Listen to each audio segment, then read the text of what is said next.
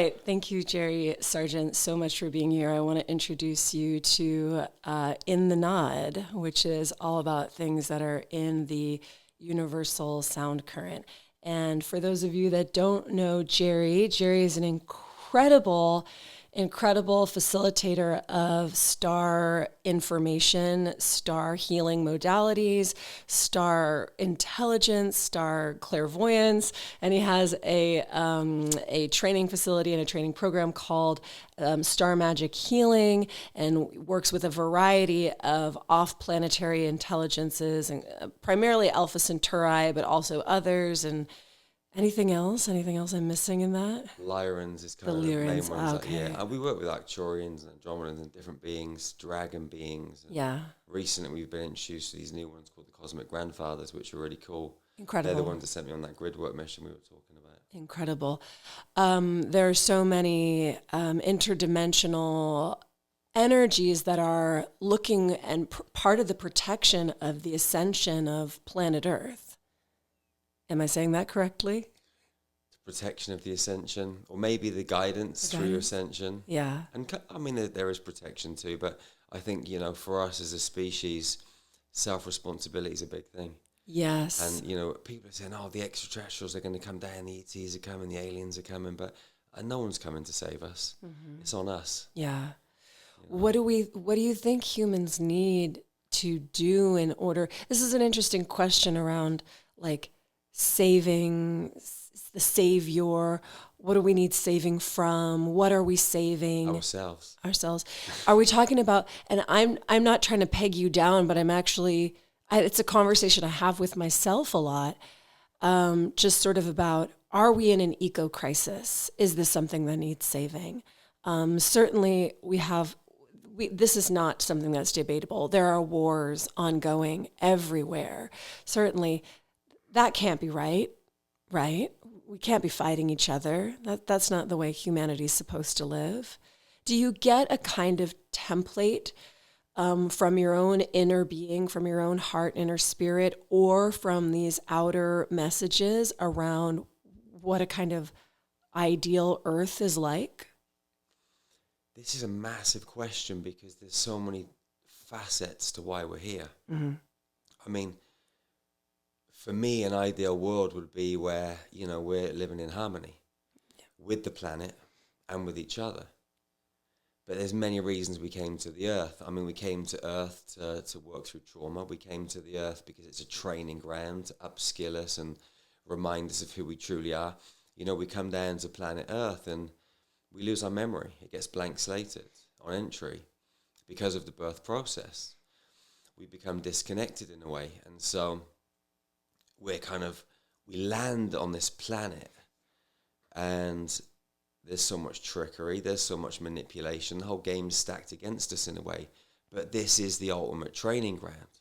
So if you can come down here, not remember your past lives, parallel incarnations, and the aim is to find your way back to love, back to your heart with all of the stuff that's going on, then you've cracked the code. It's like sending a soldier to SAS training or Navy SEALs training. This is where the best of the best come. So on one hand, we're here to kind of go through this training experience to find our way back home to our hearts, to return to love, to return to unity consciousness, and to remember that we're creator beings. We're powerful. We're not these small, measly little humans. Our DNA's been down-regulated, our gene code's been down-regulated. We're huge, colossal, gigantic, universal warriors. But we've just forgotten that. We're planetary custodians. So we're here to kind of find our way back home. We're here to go through this training program. We're here to return to love and unify so we can go through this ascension process. And something that I think is really important to mention, it's not just us going through this ascension process. All planets, all galaxies, all star systems, this whole universal matrix is going through this ascension process. So if Earth is at one level, you've got another planet at another level, another planet at this level, it's never going to work. All planets have to harmonize. It's not just humans on planet Earth, it's all beings on all planets and all galaxies and all universes within this whole matrix. Yeah, I mean, this is something that I've thought about a lot in terms of the universal harmony and what's going on. When you received some of this star information around reconnecting the DNA, rebridging the DNA back to its original harmony, what did that look like? What did that feel like? Were you scared? Can you tell a little bit about that? I was kind of excited because I used to have a very different life, and then getting thrown into this life and discovering all of this new information, I was like a dog with a bone. Yeah, you were like, you were kind of a thug. I was. Yeah. A very different life. Yeah. Drugs, guns, all sorts of stuff. And right. then being involved in a car crash and having multiple experiences, which took me on this journey. At first, I threw myself right into it on a personal level, but to come out into the public was a challenging experience. Lots of my old friends were giving me opportunities to still make this fast money, and it was very tempting. And I succumbed to that so many times for many years. But all the time I was learning how to facilitate healing, having interdimensional and multidimensional experiences. I met an awesome lady who worked for Scotland Yard in the psychic division. She became my kind of spiritual guide on this planet. She taught me how to remote view, how to bring my light out of my body and travel. So I was kind of being fast-tracked. At the same time, my ego was still locked into this old world. So I had to kind of go on this kind of path which slowly separated. And it kind of culminated with me being arrested and facing a long prison sentence. And I said to the universe, listen, if you get me off this, I promise you I'll do this healing stuff. That's what I said. And so I ended up going to court, and I was stood in a bulletproof dock, and the judge came in, and he had his two accomplices, and one of the ladies had wings on her back. I could see them, and she looked at me and winked. And I was like, no way. But my whole skin was sort of going chicken skin. Part of my mind was like, you're never going to get off this. And the prosecution gave their side of the story. My solicitor gave the defense. They went out and deliberated, came back in 40 minutes later and said, we can see you're a changed man, Mr. Sargeant, and we'll give you a 1-year conditional discharge, an £80 court fee. And I walked out of court, and it was at that point, it was like, okay, there's not even 1 inch of me that can go that way now. It has to be wholeheartedly, I'm a man of my word, so if I say I'm going to do something, I'll do it. And I'd committed. So that was it. I was all in, Wow, that's incredible. Yeah. When you work with outer planet intelligences, are there light beings that you see? Are there particular individuals? Are there simply messages? How do you receive the codes that you get? So when I was in New Zealand in 2009, I met this, I went there in 2008, 2009, and I met an old guy called Michael, who became a dear friend, and I'd never really meditated up until this point. He said, Jerry, you've got to start meditating. I was like, go on and show me how to do it, So he had a copper pyramid in his garden. So I used to go around there. We set up a health and fitness centre, a mixed martial arts facility in New Zealand. And I used to go around there every day afterwards and sit in this pyramid. And he taught me to meditate with my eyes open. I had loads of amazing, beautiful, crazy, wild experiences in there. And the kind of pinnacle of those experiences was me meeting these blue Lyran beings. I was in there meditating one day, and the only way I can describe it is like a little space pod came and landed on the right-hand side of the pyramid. And I'd met this lady from Scotland Yard who taught me how to bring my light out of my body. So I brought my light out of my body, went and jumped in the craft, and it was like they placed my consciousness where we were going to. Yeah. And then suddenly the craft and the rest of us caught up. So we went through this portal, through this tunnel, for about 4 or 5 seconds. When we came out the other side, we were above water, a beach, and there was a beach. So I got out, walked up the beach, and there were 200 of these blue beings. Wow. And they were much taller than me. Some were maybe, I don't know, half a foot taller, and some were much bigger. They had no clothes on. They all had 8 packs. They all went to the gym for a million hours. Were you on a different planet?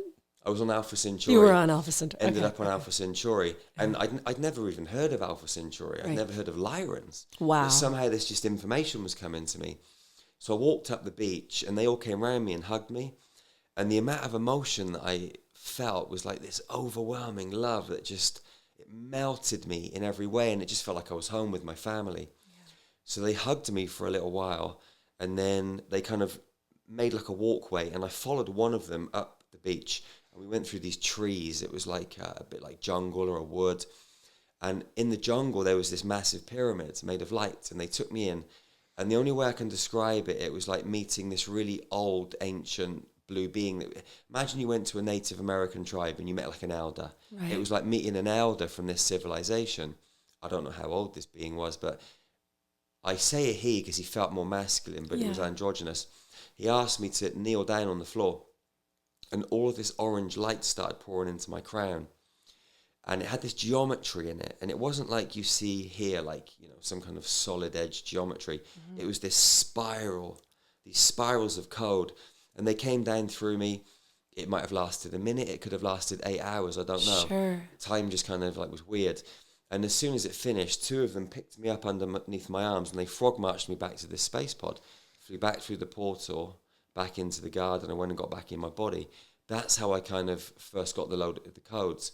And then we moved back to England 2 years later, and I started seeing fairies and angels, and this angel came down. He said, my name's Archangel Gabriel, you need to write a book. So I said, what's the book called? He said, it's called Into the Light. It's about your life story. So I ran home, wrote this book in about 4 weeks, published it, and then I started seeing the code. And like when I look at you now, I see the code in between us. It's like it's everywhere. Wow. Like the whole space is full of geometry and information. Yeah. So I was asking my guides, what am I supposed to do with this stuff? And they just said, Jerry, you're still not meditating enough. You're being lazy. So my son, Josh, he was about 7 years old at the time. So we were getting up at 5 o'clock every morning, and we were going into these meditations, and we were ending up in these classrooms underneath the pyramids. And there was a guy at the front. He had these scrolls, and on the scrolls were codes. And we weren't the only people in the classroom. I was looking left and right. You know when you're like 5 and you have those little wooden desks at school? We were like sat at those. Wow. Yeah. And he was kind of just showing us how to heal people with these codes. And we went every day for 2 hours for 9 months. And then people just started coming into my life that needed healing. And just for the audience, just to clarify, when you're saying you're going to these classrooms, you're going in your etheric body, in your light body to these classrooms. Yeah. These classrooms are not like somewhere you go. You're meditating with your son. And you're going into this classroom. Yeah, but they really exist. Oh, I believe you. Absolutely. Yes. I just want to clarify it so that people understand that they too can access these classrooms. You know, I think people are so, it depends on what kind of people we're talking about. But in general, we're talking about, I actually want to ask you this question around density and around the density of planet Earth, the density of the mind. You are someone who has a very powerful skill, I feel, to both be in the dense body and to travel quite far in other dimensions. But for a lot of people, I find that they can go high and then they get scared and they redensify and they shut down sort of the powers that they were touching before in order to exist and hold at least some of the vibration that they're supposed to be holding on Earth. Yeah, I mean, there's so many different ways you can do this too. So when Josh, my son, and I went and did this work and we go into these classrooms, we're in meditation. So astrally, we were kind of there. Yeah. Our consciousness was there. Our light body was still here. Our soul was still here inside the physical body. At that point, I didn't really understand how to bring my light out of my body at will. I'd done it a few times and I'd been taught to do it, but it took me a little bit more practice to get to that level where I could just bring my soul, my light body, and just walk around in these other dimensional fields. Because the magnetic field in our body, in our space, is strong. So when you try and come out, there's this kind of pull bringing you back. So it takes patience and presence to get to the right brainwave state and the right heart rate state to slow it right down. You've got to throw yourself out of your body and then boom, you can go. But we help people, go through this stuff. But anyone can go and visit any of these dimensional spaces. Like, everything's available. And I think you just need the proper guidance to start with, because there's so much happening in the field. There's beautiful beings, right, and there's not so beautiful beings. And so there's a lot of trickery, and a lot of people are in fear. And if you're in fear and you're out of your body and you're traveling through these multidimensional playing fields, then other beings that won't have your best interests at heart, they're going to play on that fear. But they can never do anything to you if you know that you're sovereign and you know that you're powerful, and you know who you are, because that simple choice of standing in that sovereignty, that queen energy, that king energy, that god, goddess energy, you become untouchable. So it's just about being able to kind of stay focused, stay calm, stay present, and move around, and whatever you experience, realize that nothing can harm you, because you're more powerful than anything. Doesn't matter what dimensional field the being comes from. If you make that choice, that's what you are. That's who you are. I feel like this, I mean, to me personally, I was going to stick like my colors there. And I was like, wait, let's back off a little bit. But I actually think this is one of the most critical messages for this time. You are powerful.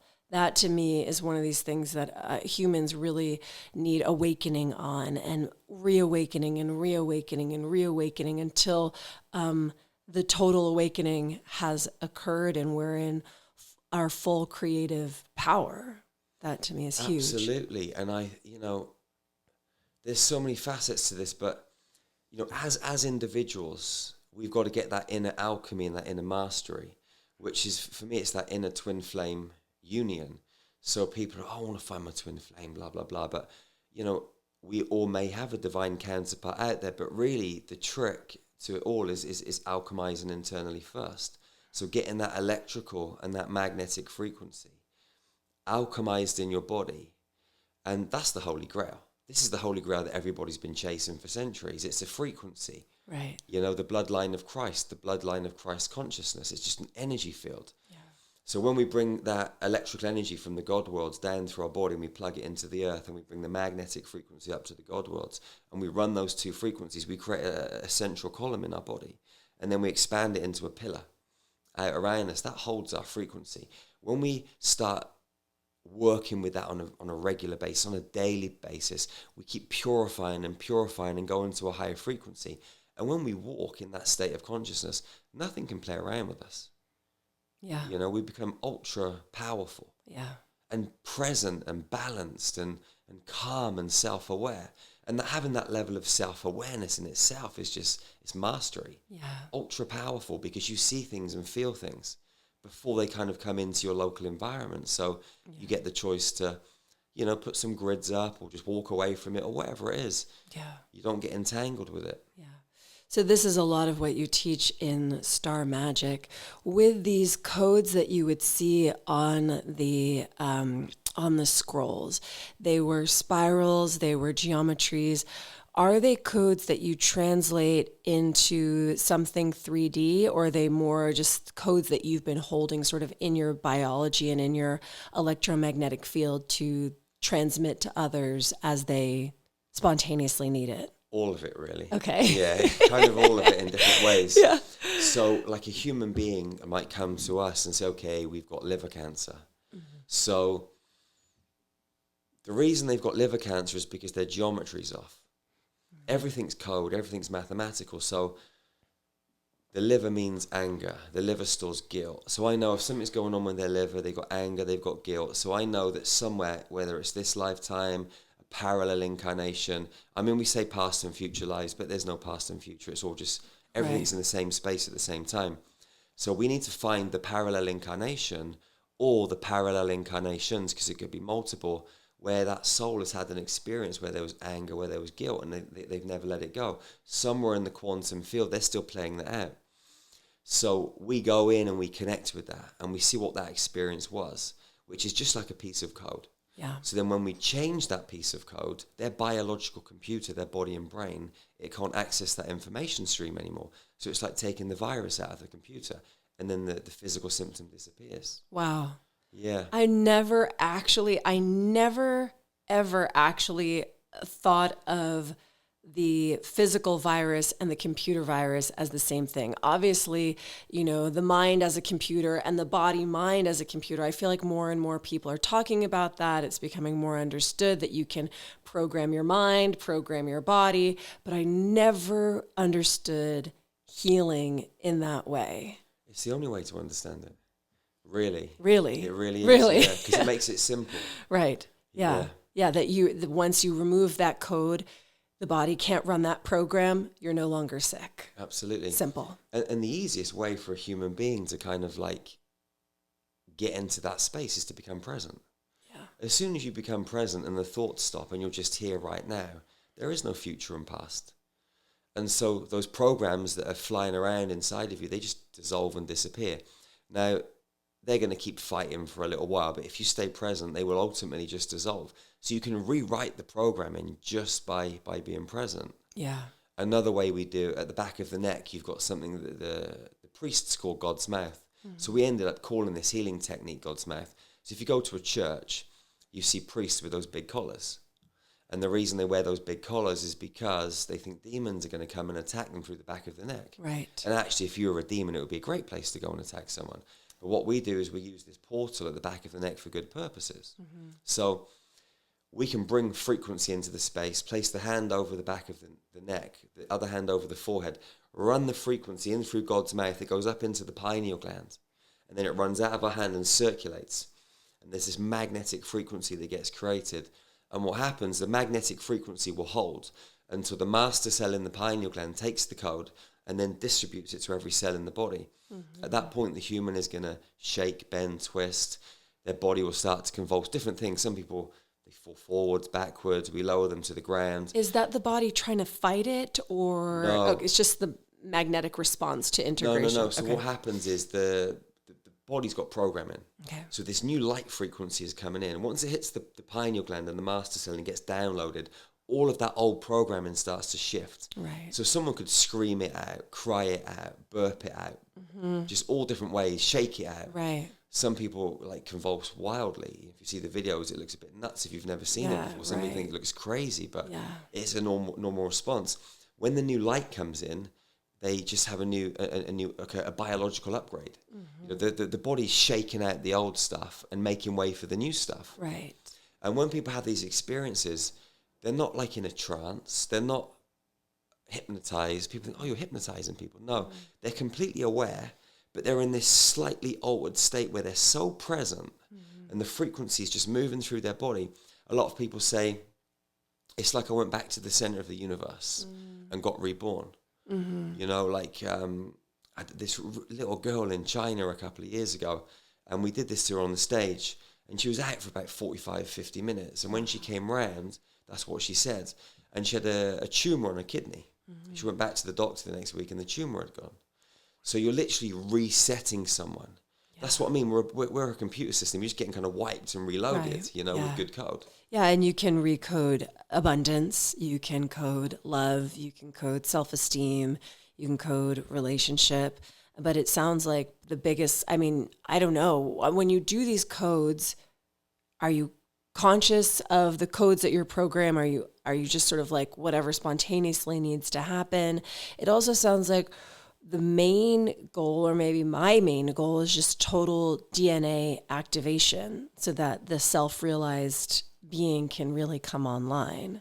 So 2 years ago, like we do trips to Egypt every year, and 2 years ago I went there early and I hired the whole Giza pyramid for myself on my birthday because I wanted to go in the dark. Right.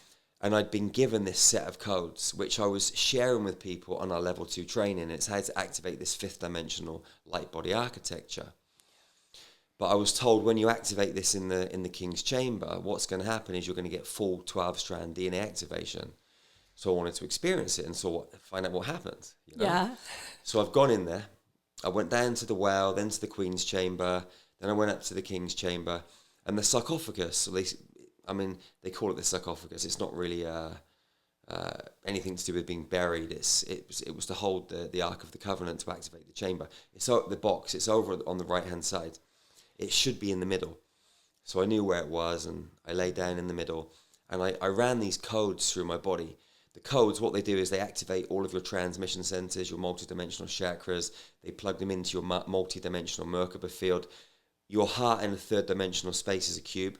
When you move into a 5th dimensional state of consciousness, it turns to a dodecahedron. Mm-hmm. And then what happens, these light streams fly out from it, activate the multidimensional Merkaba field, which is a stellated dodecahedron, like multiple tetrahedrons. They start to spin. Mm-hmm. And then you bring the 13 constellations of our zodiac into the King's Chamber. There's loads of other little components. But what happened to me was the walls in the King's Chamber completely collapsed. And everything was orange. I had my eyes closed. So I opened them. It was exactly the same with my eyes closed and open. It was bizarre. So all of these beings came in. There were some dark ones and some light ones. And I was like, come on, Jerry, just breathe. Like, I never get scared. But in this moment, being in there on my own, with all of these beings around me, I had to like take a couple of deep breaths. Yeah. So I took a couple of deep breaths and then I started floating. And what I actually thought at the time is my light body, my soul, my consciousness is rising. And they took me through this bend in space-time. We went up through Stargate 3, 5, 8, up through the Andromedan Gateway, up through Stargate 12, which is the Lyran Gateway, and up to the God Worlds. So I'm floating around in pure bliss. When they brought me back down, I opened my eyes and sat up and I was facing the other way.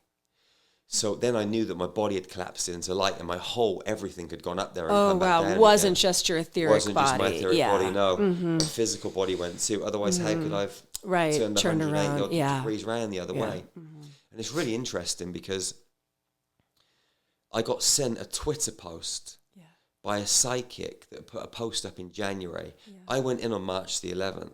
Now, I was supposed to go in on March the 8th on my birthday. And our tour guide said to me in the morning, Jerry, you can't go in today. There's been a bit of a problem. They said, you've got to go in on March the 11th, which was the Friday. This Twitter post that this psychic had put up had said, something incredible is going to happen in the King's Chamber in Giza on the 11th of March this year. And I'd gone in there and had that experience. Now, maybe it was something completely different. I don't know, but it's a bit of a coincidence. Right, yeah. So I was shown how to go through this whole process and activate this 12-strand template. So now we share this with everybody in our training. So everybody has the opportunity to really activate themselves at a high level. For me, it's about empowerment and activating this superhuman potential that we all carry. Yeah. Wow. That's incredible. So yeah, that's incredible. I want to ask you this question. I actually want to go back to the grandfathers, because when you mentioned it, I felt like, okay, we got to talk about that, but I needed to jump in a different way. So it's an interesting time to talk about grandfathers. There's a lot of emphasis on the mother right now. In certain spiritual contexts, a lot of emphasis on the mother, a matriarchal age, the return of the Ma force. And I feel that the dark shadow of the Ma force has been a lot of anger against men, or we've seen sort of that twist of it. And then simultaneously, I've seen a lot of things rising around the father, masculinity, manhood, which I think is very healthy. And but I'd never quite heard anybody talk about the grandfathers. And so I would love if you would speak a little bit about your relationship to them, this mission they have you on. So go back to Egypt last March. Okay. And we were docked at the side of the Nile. And me and some of the guys went out for a jog. And we're sprinting back, racing each other. And my right knee blew out. And it was the universe trying to get me to slow down. Yeah. But I didn't pay any attention. So anyway, the next day we're sailing down the Nile. We did a ceremony. My son Josh worked on my knee and boom, it was better again. Went to Mexico with my girlfriend a couple of months later. And it started playing up again, but I just carried on training. I was like, I'll be fine,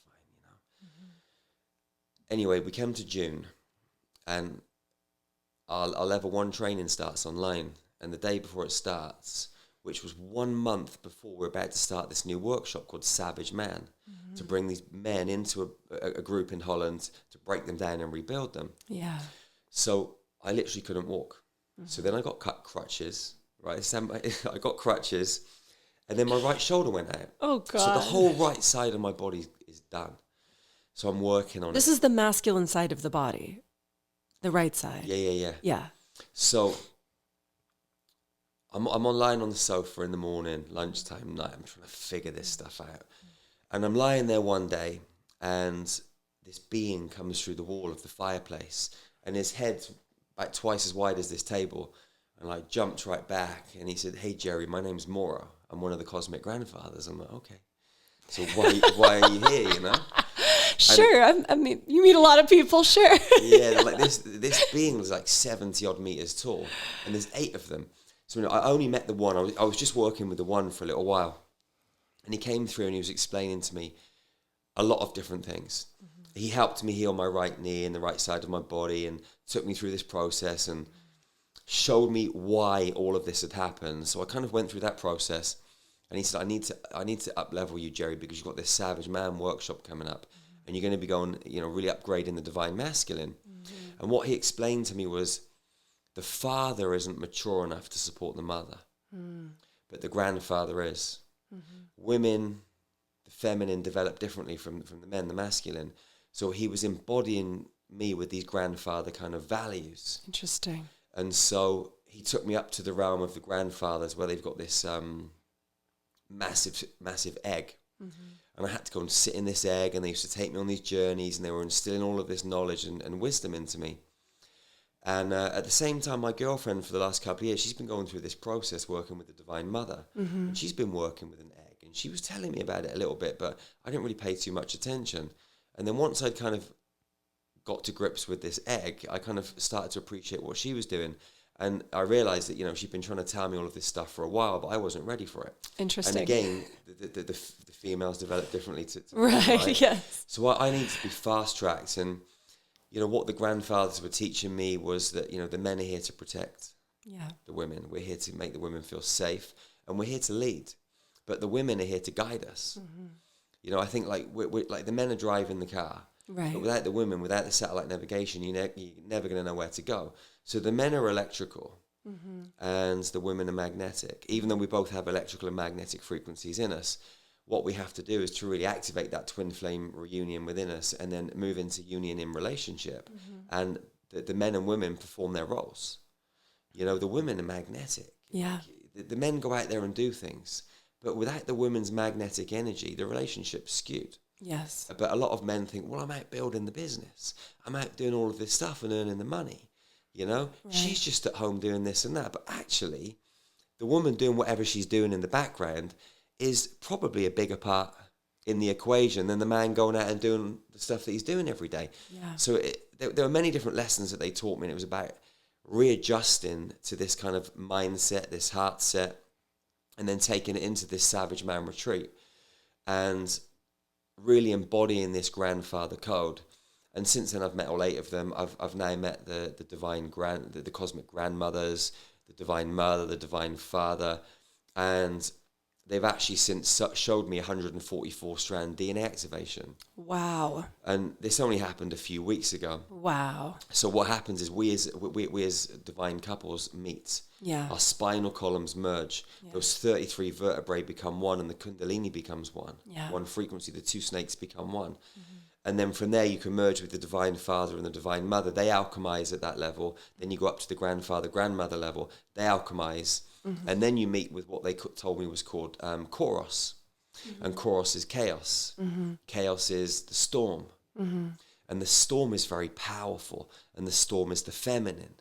Yeah. But the storm isn't dangerous. Right. It's about the grandfather holding space for the magnetic, powerful, crazy storm, and the grandfather moving into the eye of the storm where it's calm, and then bringing all of that energy into the center, and then bringing that electrical energy back down into the physical body to truly activate that kundalini energy at a higher level, which activates the 144 strand. Wow. So it's an amazing process, and we've been told we've got to teach it to the world for free. Incredible. So we're just getting it down on paper, and later this year, we'll launch it at some time. My girlfriend and I go out and share this with people, just for couples in union. Have you and your girlfriend taught before this in this kind of way? We've done workshops before, a few here and there, group healings. We work really well together. Amazing. Yeah, and so, but this will be the first time we've gone out and sort of done something like this magnitude, I think. This is incredible, yeah, absolutely. Because what we were shown is that the couples, once you activate them at this level,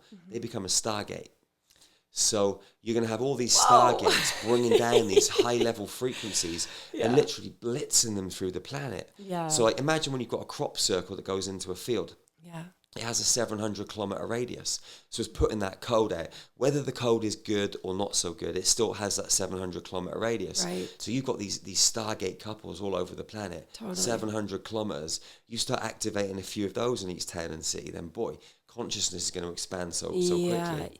Do you, I want to, all incredible. all like mind-blowing, incredible. I want to ask more questions about the cosmic grandfathers, but I have to ask this question about opposition. So you've mentioned a few times that, you know, when you go out of your body, there's all kinds of characters, light beings, dark beings. When you were in the pyramid, there's all kinds of, you know, entities that came, light entities, dark entities. When the energy gets higher, have you faced opposition consciously, unconsciously? What do you do with opposition?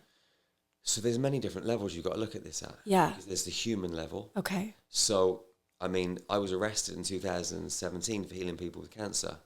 So the cancer, well, I hired a private investigator to find out who funded the case, and it was a cancer charity in the UK. Wow. So they came after me and tried to lock me up, and I was a single father homeschooling 2 children. So when I went to court, I took the kids with me, and they were under 16 at the time. So the judge turned around and said, "There's nothing more than I would love to lock you up and throw away the key, but you've got 2 underage children, so my hands are tied." So they fined me and let me go. So that's kind of like on a human level, you come up with that sort of stuff. Yeah, absolutely. They've tried to rubbish me in the newspaper loads of times, but I just think I must be doing a great job, otherwise they wouldn't pay me any attention. So I kind of go into it even harder and even more. That's at that level. Then there's clients we work with, and this is kind of like hard to hear for some people. You can watch the video testimonial on our website, but we had a lady that was in a Masonic lodge. Mm-hmm. She was 2 years old, and her father cut this little boy's head off in front of her. They buried her in a coffin for 2 days with snakes and spiders. When they brought her around and took her out, 30 men in black cloaks raped her. And that was the start of her life. And she went through hell and back. And then her son was into it. So she ended up getting in contact with me. We had to take her through a whole process to kind of, you know, take all of that programming out of her. It's heavy duty stuff. So you get kind of that level. There's a lot of satanic ritual abuse on the planet, you know. Yeah. There's lots of that we deal with. When you come out of the body and you go into these higher dimensional fields, people think, oh, we're going to go to 5D, we're going to go to 6D, everything's going to be beautiful sunshine and rainbows. But actually, the manipulation is all the way up the chain. Wow. If you're inside this 15th dimensional time matrix, then there's corruption at some level everywhere. You can't escape it. And people say, oh, but the I've never heard that before. The Pleiadians must be beautiful. And the Lyrans, they must be all beautiful. Yeah. But actually, you get some dark Lyrans, you get some dark Pleiadians. Like, there's 2 sides everywhere. Yeah. You know, so the game of manipulation and trickery and corruption and battle for domination is everywhere at some level. Okay. So we have to be aware of that and use discernment with everything, because even if you're just doing a healing session, I could be working on you, and then this beautiful energy comes in over here. And they say, you know, I'm Harmanjot's dead grandmother. Yeah. I'm like, okay, well, you look beautiful, you know, and this great energy is coming out from you. But then if I start putting different frequencies within that space to check it out, that being is going to show its true colors if you know what to do. Right. And then you can dispel it out of the space, or you can invite it in if it is what it says it is, and you can communicate with it. Just stay in love. So here's an example. All right. We had a guy that we know. He was in Dubai, and this entity came into his space and had him around his wrists. Mm-hmm. So he automatically went into fear. So he's struggling. The more he struggled, the more power the entity had.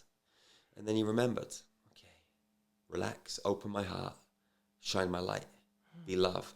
And as soon as he did that, the power of the entity started to diminish and the entity left. Yeah. It happened to my son Josh one night.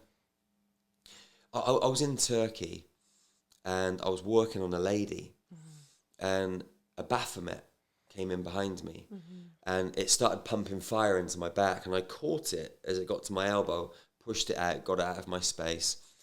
And then I was in the sauna that evening on my own, and I looked through the little glass hole, and I see a reptilian, this being with a Tyrannosaurus Rex head, and this other kind of like strange looking being. And what had happened is I was starting to get information on my birth and why I came to the planet. They didn't like me getting this information. I was adopted and fostered, and I'd found my real mum. Anyway, when I came out of this sauna, I'd phoned my mum and I was asking her about my birth, and she told me like actually what happened, where she was tortured and all this sort of stuff. But it's a whole other story. Yeah. But they started really kind of pressing my whole family. The next day, I'm walking around this Ottoman temple with a tour guide. Just got a day off. And my daughter phones me, Alea, and she said, Dad, I'm at the horse riding stables, and I've just been dragged off my horse by 2 reptilians, and they're eating my womb. So I've plugged into it, and I've managed to get them out of the space. She's gone home. I flew back a couple of days later, and my son Josh is in his bedroom. I'm in the other bedroom, and this being comes in and is strangling Josh. And Josh is trying to shout, but he can't, and all this sort of stuff. And so Josh was in the same position as this guy in Dubai, but then he remembered, well, okay, Dad told me to do this. So he relaxed, and he opened his heart, and he opened it, and the being just left. And then he came into my room and told me what happened. But high humor, laughter, love, joy. When you're on these ends of the emotional spectrum, these beings just can't hang around. Got it. You know? Yeah. Yeah. Okay. So it is a light vibration that just dispels opposition. Just keep it light. Absolutely. And the higher your frequency goes, the higher the stakes. Yeah. So the trickier they come at you. Right. So the manipulation gets subtler. Yeah. And it gets so subtle sometimes that it's hard to kind of pick up. Yeah. And so they'll trick their way in this way and that way. But if you stay present and you're checking your field, once or twice a day, keeping those levels of awareness high, you're going to be okay. And you keep running that pillar that we were talking about at the start. You keep your geometrical grids up. It's a process. Yeah. And it's something you've just got to kind of fall into the pattern of and be used to knowing that this is part of your armory. It's part of your daily kind of practice. And if you just fall into line and utilize the skills, you're going to be okay. It's when people get lazy and they stop doing the inner work. They're like, you know what, I'm feeling great today. Let me have just a day off. Right. Yeah. And then something kind of slides in. Like, we have to be like, military with it. Right. Like, we've got to be on it every day. Diligent and disciplined. So tell me then about this this grid work assignment that the grandfathers have you on. Yeah. So can you tell me about it? Yeah, of course, 100%. It's amazing. I'm going to just type out one other thing actually, because when they came to me before the Savage Man workshop, we'd never done a group for all men, and it blew me away. So 30 men came to Holland. We taught them how to fight. They were boxing, they were sparring, they're doing circuit training, ice baths. We're doing breath work, meditation, plant medicine, lots of emotional stuff. We literally broke them down and rebuilt them. It was the second or third day, and they're sparring, and this big Irish guy, he punches Anthony and breaks his ribs. So Anthony comes in the next day. He's kind of heartbroken. And he actually really was heartbroken because he'd split up with his missus recently, and she had the 2 children. So the ribs protect the heart. Like, the body doesn't lie. It's a communication device. Yeah. When you know how to read the body, you know everything. Yeah. And they should really be teaching that to our children at school. Yeah. Because then there'd be no ill people. Right. Healthy people don't make money. Right. But so Anthony broken his ribs. And I said to him, listen, we're going to fix them for you. So I laid him down in the middle of the room. And when you watch the video, it brings you to tears. And I was in tears during it. All of us got round in a circle. And I guided us into meditation, put some music on. We spoke some light language. And we held space for about 30 minutes. Yeah. And then at the end, we all put one hand on his body and just transmitted as much love as we could. Yeah. Crying our eyes at all these men. It was so beautiful. Wow. He gets up and his ribs are better. Wow. And it blew me away because I'd experienced love with women and groups of men and women, but just to have all men. Incredible. I was like, wow, this is wild. So, yeah, we're running another one this year, but they're just amazing. Getting men to, for me, when we put this out to the world to market the Savage Man, a lot of women wrote in and they're like, why are you training men to be savage? We've got enough angry men in this world. So we had to educate the husband, the wives and the girlfriends and the women too, to say it's about activating that savage, powerful lion nature. Yeah. But doing it in harmony and balance. Yeah. So that they have that within them to stand and to fight. Yeah. But to do it in balance and to love and be kind at the same time. Right. So it's not about being savage and angry, it's about being savage and balanced. Yeah. But having both sides, the dark and the light, alchemized in the 0 point. Right. And that's the trick. Well, every man has a savage inside of him anyway, and so either you're going to try and put a lid on that, which is not healthy for anybody and is never going to work. And then it's going to come out in spontaneous rage, or you integrate it and it becomes a useful tool in the world and powerful. Men are so needed. Absolutely. I think it's so important. I mean, I think this, when you're talking about the hierogamic union of the men and the women and the couples, these dyadic couples becoming a Stargate, I'd never heard that before.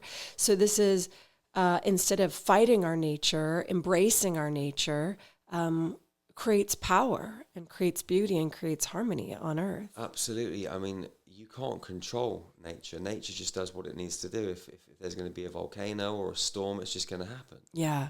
And so this is the other thing that the grandfathers have absolutely hammered me on, is about being the mountain. So when a woman is going through some kind of emotional experience, whether she's upset or angry or whatever it is, the man has to be calm. Yeah.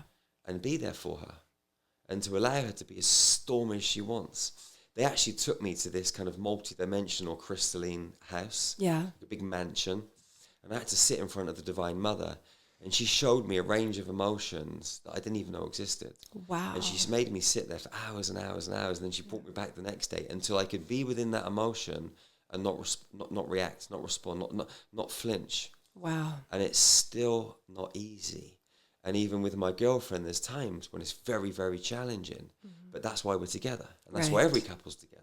Yeah. To polish each other. Yeah. You know, steel sharpens steel. Yeah. Like, I wrote this poem the other day. I can't remember exactly how it goes, but it was about the man sticking his sword into the fire of a woman's soul. And that is where the man truly becomes formed. Yeah. Because the woman's fire, the storm, the energy, she sharpens him and guides him. Because without the women, the man's never going to be whatever he can be. But a lot of men don't want to accept that. Right. But you have to realize that you're both there to balance each other and help each other grow and sharpen each other and love each other and mold each other. Yeah. And it really is a team effort. It's a collaboration. Yeah. Yeah. To get that ultimate clarity. Yeah. So when you're going around planting these crystals in the earth on the behest of the grandfathers, what is that mission about? So to start with, they gave me 15 locations. Okay. So I got a map of the world and I put these little dots on the map where they told me to bury them, and I drew them together and it created the perfect dragon's wing. Wow. I was like, no way. So they were saying to me, like, this new grid is a seventh dimensional grid to hold the architecture for the new Divine Mother frequency coming through at a high level. Okay. A new level of feminine. Okay. A new level of mother. Yeah. So the grids are electrical and the magnetic is coming through the grids. Yeah. So we went to all these different countries. We went to Ethiopia, Tibet, Syria, Russia, Easter Islands, like Peru, all over the world. It was a crazy journey. We did, I think, 130,000 air miles in like 4.5 weeks. That was to do the wing. Then we went to Hong Kong to start putting the tail down. I need to go to New Zealand soon to finish the tail. And then we've been to Belize, Dominican Republic, Jamaica, here in LA. Got to go to Salt Lake City, Miami to kind of finish this head and neck off. And I'm just waiting for the download for the second wing. Okay. So once we get that, we'll build that this year. And then we've got to put the claws in. Okay. Once the whole dragon wing is in, then this is going to activate a new Stargate system. Okay. So there's multiple Stargate systems on the planet. Yeah. Some of them are corrupted. Some of them aren't. Yeah. This new one's going to be a completely different level. Wow. And a few of my friends in the background are helping us build this like multidimensionally.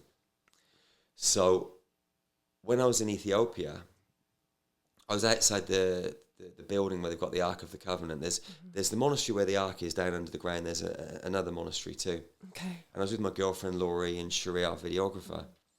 And women aren't allowed in. So we're just stood outside and we're looking around. And this guy comes over to me, one of the priests, and he looks at me. He says, "Come here." He didn't say anything, but he kind of with his finger. So I followed him. He went over to this other priest. This other priest gave him a key to the monastery. So we go in, just me and this guy. We walk all the way to the front. He doesn't say anything to me. And then he turns and he looks at me, and he has this smile on his face from ear to ear, like the biggest smile I've ever seen. And he doesn't say anything. Then his crown opens up, and his light comes out. So there's this big golden light body staring down at me, and they hand me a multidimensional key. Okay. So I take it. He doesn't say anything. He comes back into his body, crown closes up. We walk out, not saying a word. So anyway, we go off. We do some stuff that day. Then that night, later on, I get the download that the key is to unlock some very specific grid points underneath the Vatican, which we'd actually been to a few days before, to do with a lot of the paedophilia rings on the planet.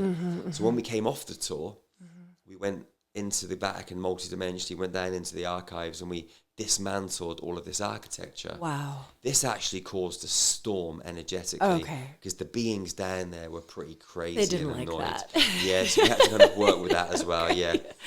But the other thing they told me was that this first dragon's wing is like a key, a sacred key to activate the solar clock. So a lot of people are talking about the solar flares. They're hitting the planet, they're activating our DNA. And there are small flares that are hitting the planet from down from in the earth and from other celestial bodies. But what they told me was that this dragon's wing is a key, and we have to activate it.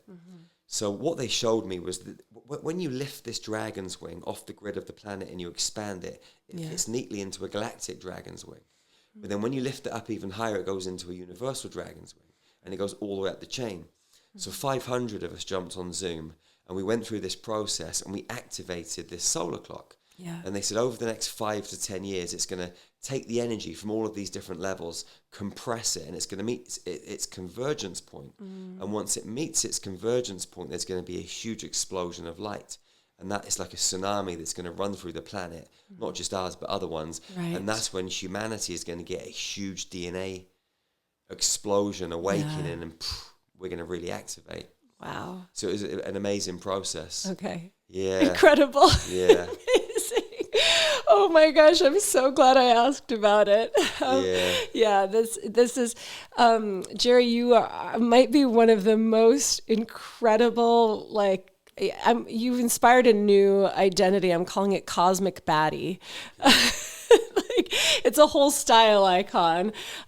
Just everything that you're doing, the amount of intelligentsia that you're able to hold and command and transmit, what you're doing with star magic healing, the incredible service that is to the planet, how you absolutely listen when you're called upon, or at least finally made that decision after that fateful day in court, just decided I'm done fighting this. Anytime they tap me, I'm going to listen.